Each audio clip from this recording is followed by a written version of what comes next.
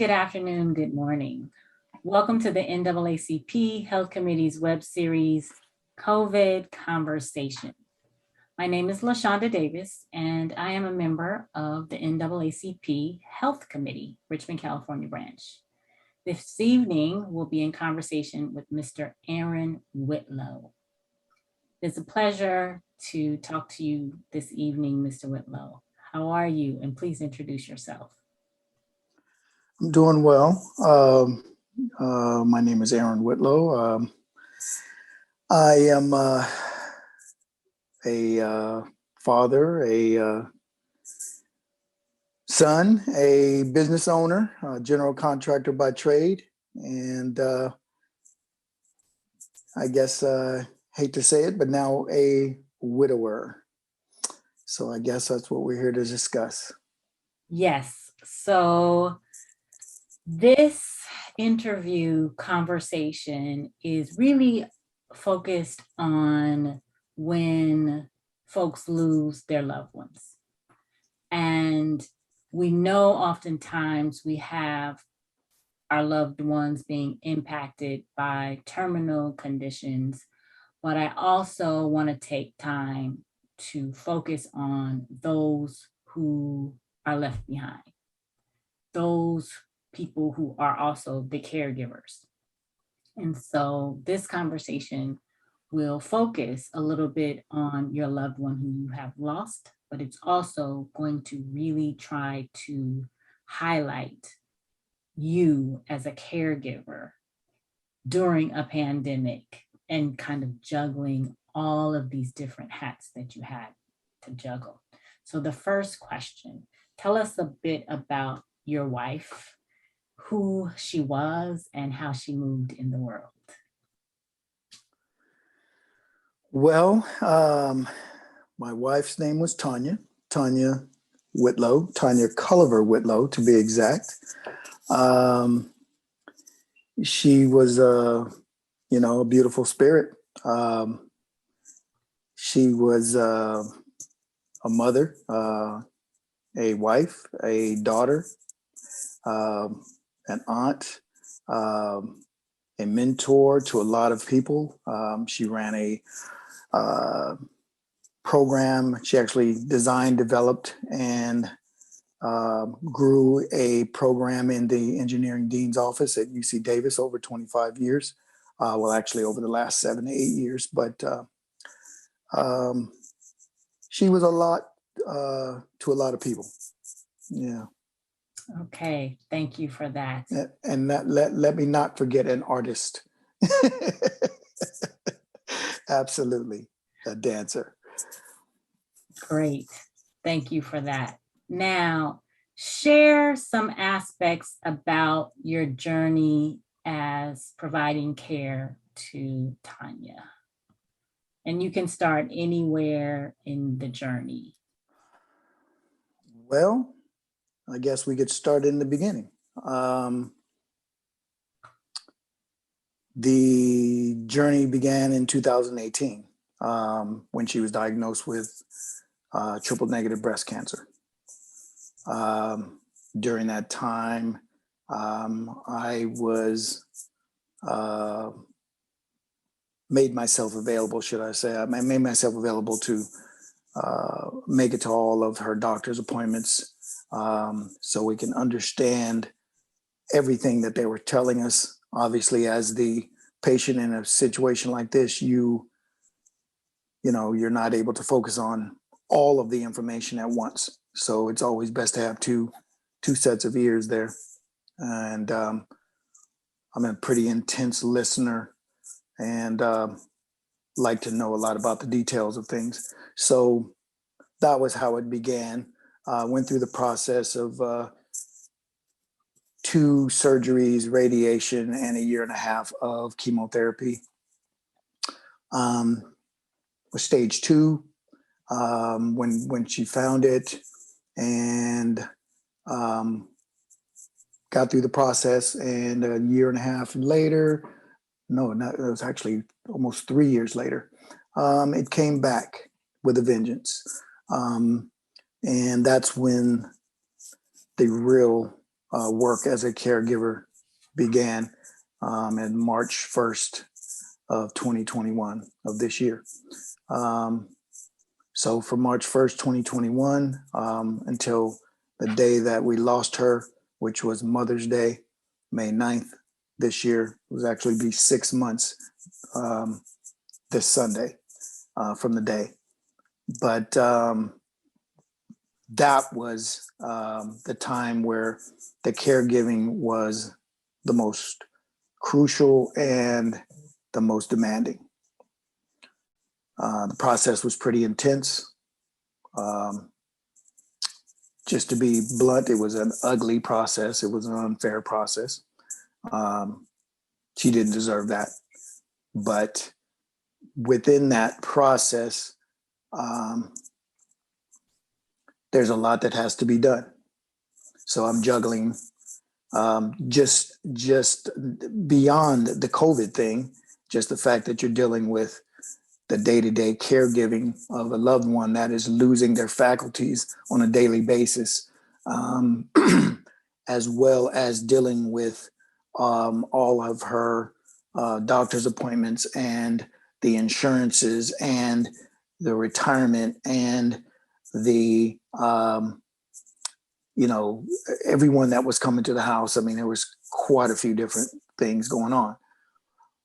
So that was extremely tough, obviously. But let's back up to the beginning of the diagnosis of the brain tumor. That was on May 1st, and that was in the middle of the COVID situation. So I took her to the emergency room because we knew something just wasn't right. We couldn't put our finger on it. But as she goes in, I have to sit in the car because we're not able to go into the hospital at that time. So 12 hours later, between the text messages, when I can get a text back from her, that's when we found out that she had a terminal brain tumor. That's the beginning of how COVID affected this whole process, because I couldn't be with her during that time in the hospital, even during the diagnosis. And I had to meet with her and the nurse outside the building in order for them to break it down to me.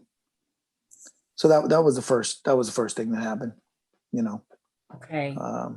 Yeah. So tell us a little bit more about what you saw.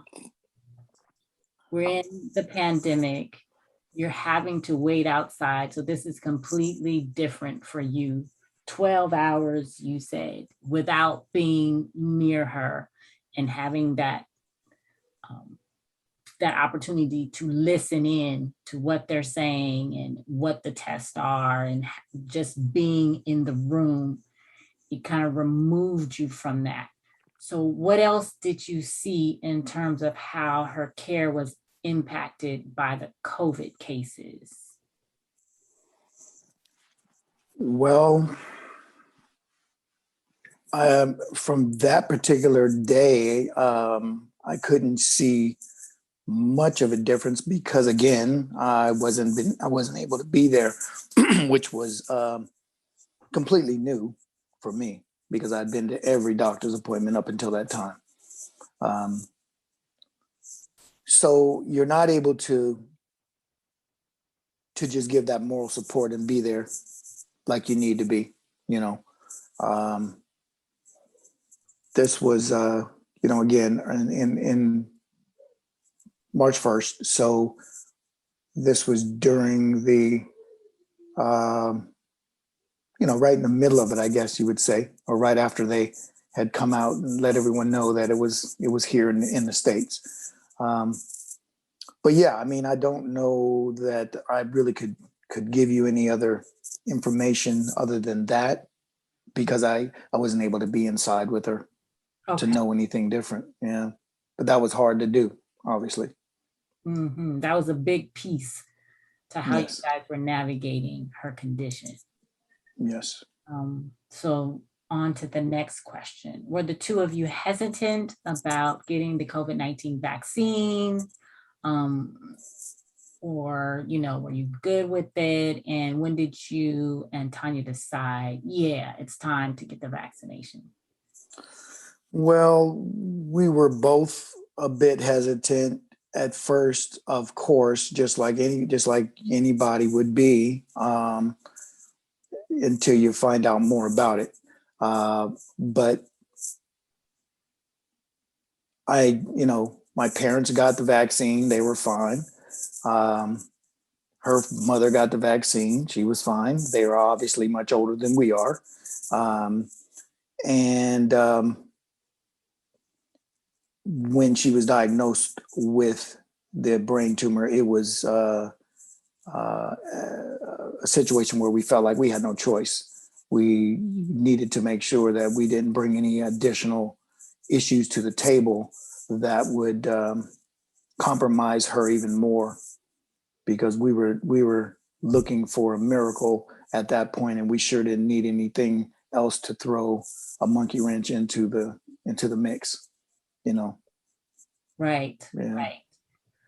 So, and then after the two of you were vaccinated, did you feel a little better, that you had some protection, and then you can, go into the doctor's appointments and, have people around a little bit more? Yeah, definitely. They still wouldn't allow us into the hospitals, even with even with the vaccine. But at least we both felt comfortable with the vaccine. She actually was admitted to the doctor again, to the hospital down at UCSF, about a week later. But again, she had to walk into the emergency room by herself. She was admitted there by herself. They did allow us to come in after we proved that we were vaccinated. No, it wasn't a week later. I'm sorry. It was later that month. And so we were able to go into the hospital, but only one at a time. Both myself and my daughter were able to, and that was one person per day, to be able to go in. Yes. Wow. Okay. Yeah. And Yeah. So roughly how long were these visits when you would go? Like a few hours? yeah, a few hours. Okay. A few hours. Yeah. I mean, they didn't really put any time limit on it up until 9 o'clock. Visiting hours, I think, was from 10 a.m. until 9 p.m. Okay. So, yeah. All right. So we're going through your journey. We're talking about Tanya, and we're talking about you. And now we're going to fold in your daughter as a family. What were the greatest challenges for you all coming together around her condition? Well, just the realization that we may lose her. But we are people of faith. We kept the faith all the way up until the moment she passed, and even beyond that. Until this day, I still, she was definitely a person of faith, and we had those discussions during the process, and had those discussions with our daughter as well during the process. Um, you know, eh, you just don't know how you're going to respond to something like that until you're in the situation. Um, and I just did what I felt I needed to do. Um, she was my best friend. So I had to care for her just as my best friend and my wife, and um, someone who I know she would do that. She would have tried to do the exact same thing for me. So there was no question in my mind that I had to step up and do anything and everything possible to at least keep her comfortable as best as possible, as best as I could, you know. We kept her home. She was only in the hospital for 5 days. They said there was nothing they could do. And the rest of the time it was just back and forth to the hospital for different tests and different, she did have to have some additional surgeries to relieve the pressure from her brain, things like that. But during the process, you just do what you have to do. I just kind of try to as best I could remove the emotion from it, because if I had allowed that to take over, then I would have been a hot mess and wouldn't have been able to get anything done. Right. So, yeah. So, I mean, you just have to do it. So, yeah. So it's just a process. Every day was different. Every day she was losing, something, whether it been the ability to stand, the ability to just move her legs, her arms, one arm at a time. Eventually, the last week or so, she was basically a paraplegic, or quadriplegic, excuse me, she couldn't move from the neck down. And, she couldn't talk. She couldn't really talk at all the last probably 4 or 5 days. So, you're doing everything you can to just try to treat her, allow her the dignity that she lived with, and give her that same opportunity to have that same dignity as she is transitioning. Okay. So you talked about things becoming real. So you're realizing she's coming out of the hospital. They said there's nothing else that can be done. And thankfully, she's able to transition at home with her family. Now, getting again to you as the caregiver, when there were those moments of stillness and just quiet time for you in trying to prepare for your wife's death, what was going through your mind? Just in the stillness at different moments that would hit you.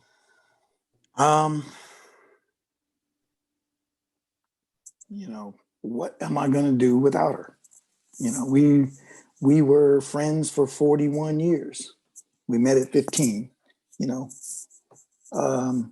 We talked every day from the day that I met her.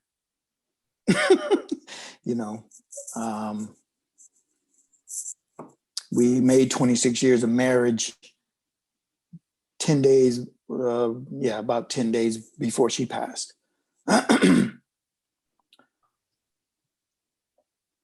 The things that go through your mind, you just try to prepare as best you can, but you're still holding on to that faith that there is an opportunity for a miracle to happen.